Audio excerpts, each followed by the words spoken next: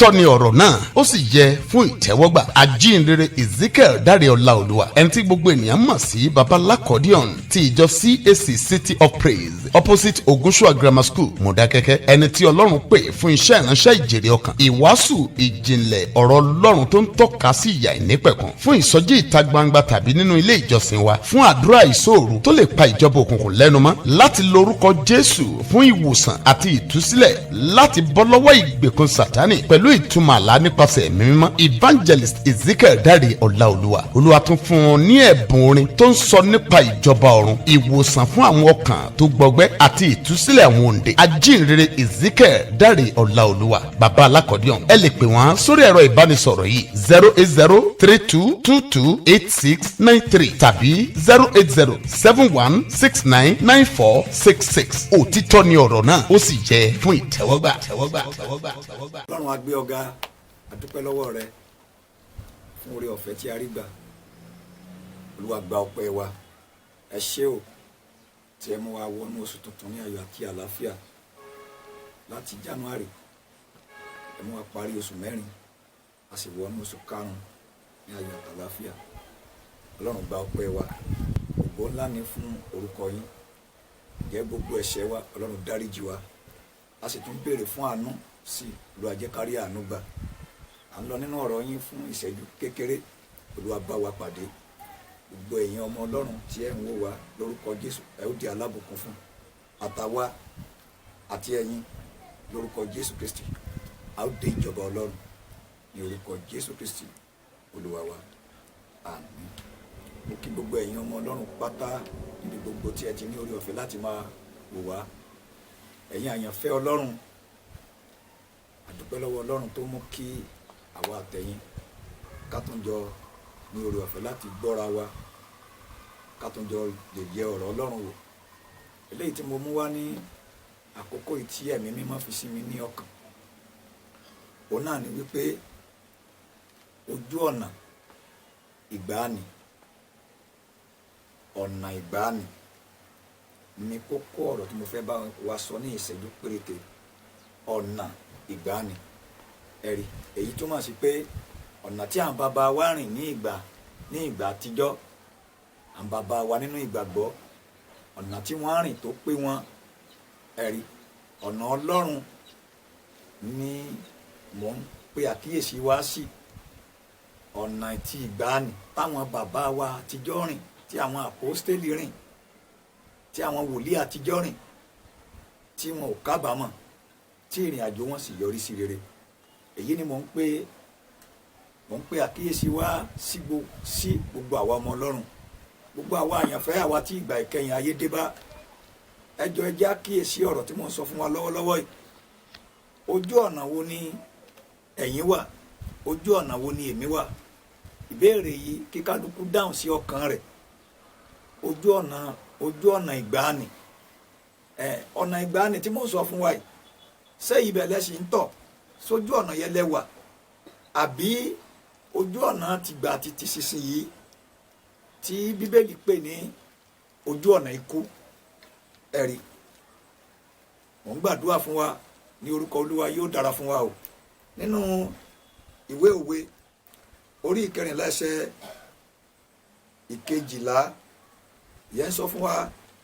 ohun tó sì wà ń bẹ̀ ni pé ọ̀nà kan wà tí ó dàbí ẹni pé ó dára ní ojú ènìyàn, ṣùgbọ́n òpin rẹ̀ ọ̀nà ikú.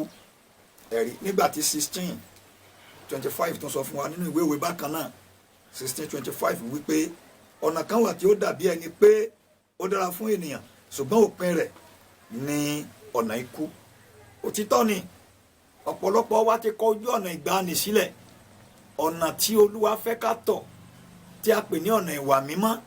ọ̀nà tó máa yọrí sí ọ̀nà ìrọ̀rùn, ọ̀nà rere, ẹ̀rí tí ó yọrí sí ìsinmi fún wa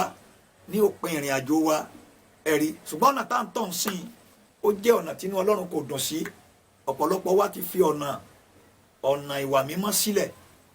à ń tọ̀ ọ̀nà ọ̀run àpáàdì. Bẹ́ẹ̀ ni, torí náà mo ń pe àkíyèsí wa, mo dẹ̀ ń ṣí wa níyè kí a lè mọ bí a ó ti tètè ronú pìwàdà. Ọ̀nà tó ń tọ̀ yẹ ọjọ́ mọ̀ pé inú ọlọ́run kò dùn sí ẹ̀rí wò ó bí o ti ń rìn nígbà àtijọ́ tí ọlọ́run sì ń bá ọ sọ̀rọ̀ ẹ̀rí tí ọlọ́run ń bá mi sọ̀rọ̀ ẹ̀rí ṣùgbọ́n lónìí a ti fi ojú ọ̀nà yìí sílẹ̀ ẹ̀rí ẹ jẹ́ àkíyèsí ìwé Jeremiah ẹ̀rí níbi tí mo ti fa kókó ọ̀rọ̀ yìí yọ gan Jeremiah 6:16 ẹ̀rí 6:16 ẹ̀rí báyìí ni Olúwa wí ẹ dúró ní ojú ọ̀nà kí ẹ sì wò ó kí ẹ sì béèrè ojú ọ̀nà ìgbàanì èwo ni ọ̀nà dídára kí ẹ sì rìn níbẹ̀ ẹ̀yin ó sì rí ìsinmi fún ọkàn yín ṣùgbọ́n wọ́n wí pé àwa kì yóò rìn ṣe ti rí bẹ́yẹ ẹ̀rí ọ̀pọ̀lọpọ̀ wa lónìí ọ̀nà tí inú ọlọ́run ò dùn sí láàrin ṣé ọ̀nà tó ń rìn yẹ ìwọ àyànfẹ́ ọlọ́run ṣé bí ọ̀nà rẹ ṣé ojú ọ̀nà tó ń rìn tẹ́lẹ̀tẹ́lẹ̀ ṣé òun ló ń rìn lọ́wọ́lọ́wọ́ báyìí ó ti pa ìlànà dà ẹ̀rí ojú ọ̀nà ìwà mímọ́ ló wà tẹ́lẹ̀ ṣùgbọ́n ó ti ń rìn lójú ọ̀nà àgbèrè òun rìn lójú ọ̀nà òkùnkùn ọ̀pọ̀lọpọ̀ wá fi ojú ọ̀nà tí inú ọlọ́run dùn sí sílẹ̀ á ti dàpọ̀ mọ́ iṣẹ́ òkùnkùn ẹ̀rí pàápàá ẹ jẹ́ kí a kíyèsí àwa ìránṣẹ́ ọlọ́run àkókò yìí ẹ jẹ́ á wò bí a ti bẹ̀rẹ̀ ẹ̀rí àárín àwa àtọlọ́run dọ́gba tẹ́lẹ̀ ṣùgbọ́n ní báyìí ó ti pàlànà dà ó ti wà nínú ẹgbẹ́ òkùnkùn ojú ọ̀nà tí inú ọlọ́run ò dùn sí lóun rìn ẹ̀rí ó wà nínú ẹgbẹ́ òkùnkùn ìránṣẹ́ ọlọ́run ẹ̀rí ó ti wà nínú àwọn tó ń gbẹ́bọ ó ti wà nínú àwọn tí wọ́n múlẹ̀ nínú ẹgbẹ́ òkùnkùn ó ti wà nínú ẹgbẹ́ abókùlò ó ti wà nínú ẹgbẹ́ ògbóni ìwọ náà ti darapọ̀ mọ́ ẹgbẹ́ ayé ó kì í ṣe bẹ́ẹ̀ tẹ́lẹ̀ ó ti darapọ̀ mọ́ àwọn ìránṣẹ́ ọlọ́run alágbárí àwọn tí wọ́n ń lo agbárí àwọn tí wọ́n ń sọ wípé báyìí lolúwa wí nígbà tí ọlọ́run kò sọ̀rọ̀ bẹ́ẹ̀ sì ni o ò rìn bẹ́ẹ̀ tẹ́lẹ̀ ó ti jọ́ àwọn ìránṣẹ́ ọlọ́run tí ń mutí tí ń mẹ́mú ó ti jọ́ àwọn ìránṣẹ́ ọlọ́run tí ń ṣàgbèrè tí ń bọ́ ọmọ ìjọ lò pọ̀ tí ń fi ọgbọ́n ìmọ̀ èké gbowó lọ́wọ́ ọmọ ìjọ ọjọ́ mọ̀ wípé ọ̀nà tó ń rìn yìí ọ̀nà ìparun ni yóò sì bá ìrìn àjò rẹ jẹ́ ní ìgbẹ̀yìn ìbádára kẹ́ kíyèsí ọ̀nà ọ̀rọ̀ tí mò ń sọ fún wa yìí láti wájú olúwa bọ̀dá láti wájú olúwa ó padà sílé aláàfáà ó padà sílé babaláwo láti wájú olúwa ẹ̀rí láti wájú olúwa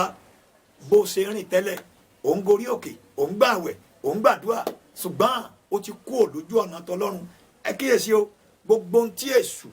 bá fún ènìyàn kì í dalẹ̀ o ẹ̀rí àkàbà tí èṣù gbé fún ọ ó lè fi gòkè já tí ó fi yẹ̀ mọ́ ọ lẹ́sẹ̀ gbogbo àdọ́gbọ́n sí ojú ọ̀nà àgàbàgebè àti àrékérekè tó ń rìn yìí yóò ba ìrìn àjò rẹ jẹ́ bẹ́ẹ̀ ni tí o bá tètè padà sí ojú ọ̀nà ìwà mímọ́ tí ìwé àìsáyà 35:8 sọ fún wa pé òpópó kan yóò sì wà ń bẹ̀ a ó sì máa pe ojú ọ̀nà yìí ní ọ̀nà ìwà mímọ́ kò ní sí àrékérekè ń bẹ̀ ẹ̀rí ìyẹn ni àwọn tí ń tọ ojú ọ̀nà tínú ọlọ́run dùn sí tí wọ́n sì yọjú sí ìjọba ọlọ́run torí náà mò ń bẹ̀ wá ẹ̀rí ọ̀nà ìwà mímọ́ ọ̀nà tí ó mú kí ọjọ́ alẹ́ rẹ̀ ó dára ẹ̀rí bùrọ̀dá ọ̀rọ̀ yìí kan ọ̀nà tó ń tọ̀ tẹ́lẹ̀ ọ̀nà tí inú ọlọ́run dì sí ni o kì í parọ́ tẹ́lẹ̀ o kì í lu jìbìtì tẹ́lẹ̀ o kì í ṣàgbèrè tẹ́lẹ̀ o kì í ṣe àgàbàgebè tẹ́lẹ̀ bẹ́ẹ̀ sì ni o kì í darapọ̀ mẹ́gbẹ́kẹ́gbẹ́ tẹ́lẹ̀ ẹ̀rí ṣùgbọ́n báyìí o ti palànà dà o ti chẹ́ǹjì ẹ̀ wọ́n náà ti ń lu jìbìtì ẹ̀rí tó sì lè kó bá ọ tí ó sì bá ìrìn àjò rẹ jẹ́ ìwé Jóòbù orí kẹtàlélógún 23 ẹsẹ̀ ìkẹwàá ẹ̀rí sísàlẹ̀ díẹ̀ tó wà ń bẹ̀rẹ̀ o ṣùgbọ́n òun mọ ọ̀nà tí èmi ń tọ̀ nígbà tí ó bá dán mi wò èmi ò jáde bíi wúrà ṣètì gbọ́ bẹ́yẹ ẹsẹ̀ mi ti tẹ̀lé nípasẹ̀ ìrìn rẹ̀ ọ̀nà rẹ̀ ni mo kíyèsí tí n kò sì yà kúrò bẹ́ẹ̀ ni èmi kò padà sẹ́yìn kúrò nínú òfin ẹnu rẹ̀ èmi sì pa ọ̀rọ̀ ẹnu rẹ̀ mọ́ ju òfin inú mi lọ ẹ̀rí tí Jóòbù sọ ìdíyẹ túmọ̀ sí pé Jóòbù kúò lójú ọ̀nà rẹ̀ ó sì mú kí ìgbẹ̀yìn rẹ̀ kó dára bó ti ní pírọ́blẹ̀mù tó ìwọ náà níṣòro àwọn nǹkan tó dojúkọ lónìí lóòótọ́ ni ṣùgbọ́n tó o bá kíyèsára bó bá jẹ́ pé torí ìṣòro yẹn ló ṣe pa ìlànà dà wàhálà ni o ìmọ̀ràn tí wọ́n gbà pé kó lọ sògùn owó ẹ̀rí ọ̀nà tó ń tọ̀ yẹ bóyá o ti ṣe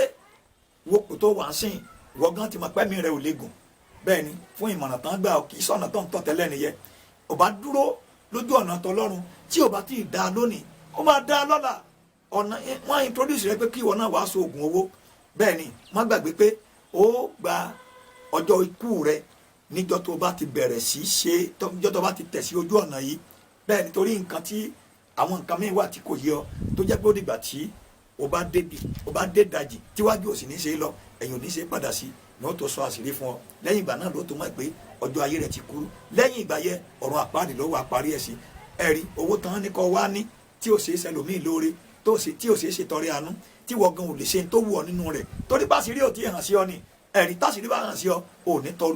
ojú ọ̀nà yẹ tọ ojú ọ̀nà ìwà mímọ́ àkókò tí òun là kọjá yọ ọmọ Ọlọ́run mọ̀ nípa rẹ̀ ayé rẹ̀ yóò sì padà wàá dá jù báyìí lọ mo bẹ̀ ọ́ ni ẹ̀yin tẹ́ ti wà nínú àwọn ìrìn àjò wọ̀nyí ẹ kíyèsí ibi tó máa wó sí ìgbà tó ti tọrùn bọ́ wo bí ayé rẹ̀ ṣe dára ọkàn rẹ̀ balẹ̀ ṣùgbọ́n ti tọrùn bàbá yìí máa worú àwọn àlá burúkú tó bẹ̀rẹ̀ sí lá máa worú àwọn àmì burúkú tó bẹ̀rẹ̀ sí rí nítorí pé ó ti tọrùn bọ́ ní tí ò yẹ kó tọrùn bọ̀ ọ̀nà tó ti kúrò tẹ́lẹ̀ ẹ̀rí ó rí kó ti yí padà torí pé ó fẹ́ di olókìkí ó fẹ́ ṣòṣèlú ó fẹ́ jọba ó fẹ́ jẹ oyè kan wọ́n introduce pé kọ́ wá jọyìn ẹgbẹ́ òkùnkùn ẹ̀rí ó dẹni tó ń fi ẹ̀jẹ̀ ènìyàn wẹ̀ ó dẹni tó ń jẹ ẹran ara ènìyàn ó dẹni tí ó ń fi ènìyàn odindi ènìyàn rúbọ ènìyàn ẹ̀yà bíi tiẹ̀ ẹ̀jẹ̀ rẹ̀ ló fi ń wẹ̀ ọ̀nà ìparun ni ọ̀nà ìgbé ni ọ̀nà tí ó bà ìrìn àjò rẹ jẹ́ ó ń lò ń rìn jọ ìrònúkúwàdà lónìí ẹ̀rí Jésù Olúwa wípé èmi ni ọ̀nà òtítọ́ àti ìyè bẹ́ẹ̀ ni padà sí ojú ọ̀nà ìwà mímọ́ padà sí ojú ọ̀nà ìwà mímọ́ kí ìgbẹ̀yìn rẹ kó lè dára a ti wà nínú oṣù tuntun ẹ̀rí ọjọ́ tí mo ti ń bá yín sọ̀rọ̀ lọ́wọ́ yìí a wọnú oṣù tuntun báyìí ẹ̀rí yí padà lónìí láti oṣù tuntun yìí káyé rẹ̀ dẹ̀ yàtọ̀ bẹ̀rẹ̀ sí rìn ìrìn àjò tuntun bó ti wọnú oṣù tuntun yìí máa bá àwọn ènìyàn sòtítọ́ padà sójú ọ̀nà òtítọ́ ò sì lè ṣàtúnṣe nígbà tẹ́mi rẹ̀ ò tí ì bọ̀ padà sójú ọ̀nà òtítọ́ kí oṣù yìí kó lè pé ọ kí ọdún yìí kó lè pé ọ kí ìrìn àjò rẹ láyé kó lè pé ọ kí gbogbo ìgbésẹ̀ tó ń gbé láyé kó lè dára fún ọ mò ń gbàdúrà fún ọ bí Olúwa ti wà tí ẹ̀mí rẹ sì wà ìrìn àjò rẹ kò ní dàrú o èyí ni ọ̀rọ̀ ìyànjú kúkúrú tí Olúwa rán sí yín ní oṣù yìí gbogbo ẹ̀yin ọmọ Ọlọ́run pátá bí a ti jọ wọnú oṣù tuntun yìí bí a ti já ń lọ ní oṣù tuntun yìí kọjá lọ mò ń gbàdúrà fún yín ní orúkọ Olúwa Ọlọ́run àwọn ọmọ ogun oṣù yìí kò ní burú fún wa ogun ayé kò ní borí yín gbogbo ẹ̀yin tẹ́ lórí ọ̀fẹ́ láti gbọ́ mi lórúkọ Jésù ẹ ó jàjàyè májẹ̀mú èṣù lórí yín yóò yí dànù bàbá rí ìfọwọ́sowọ́pọ̀ àwọn ẹ̀mí òkùnkùn lórí rẹ ẹ̀mí mímọ́ yóò túká agbára Sátánì nínú ayé rẹ yóò gbiná dànù gbogbo iṣẹ́ àṣeparí àwọn ẹ̀mí òkùnkùn lórí rẹ lórúkọ Jésù àbá ó yí dànù aláburúkú àti ìran ibi kò ní ṣẹlẹ̀ ọ lórí oṣù tuntun yìí ayọ̀lá jọ fi làájá yóò sì dára fún yín ìrìn àjò èmi àtẹ̀yin a ó yọrí ẹ̀ sí ìjọba Ọlọ́run yóò sì dára fún wa ní orúkọ Jésù Kristi Olúwa àti olùgbàlà wa àmín orúkọ mi ni ajínrere Ezekiel dáre Olaoluwa tí gbogbo ènìyàn mọ̀ sí Baba Alaccordion a tún pàdé láìpẹ́ yìí nínú ọ̀rọ̀ míì tẹ́ bá sì ní orí ọ̀fẹ́ tó bá ní ìmọ̀ràn kan tí o bá fẹ́ pè mí pé àwọn nọ́mbà tó wà níwájú rẹ yìí iléeṣẹ́ ìránṣẹ́ wa wà ní opposite Ogunṣuà Grammar School Mọdákẹ́kẹ́ Ọ̀ṣun State lórúkọ Jésù Kristi yóò dára fún yín o àlàáfíà lórúkọ Jésù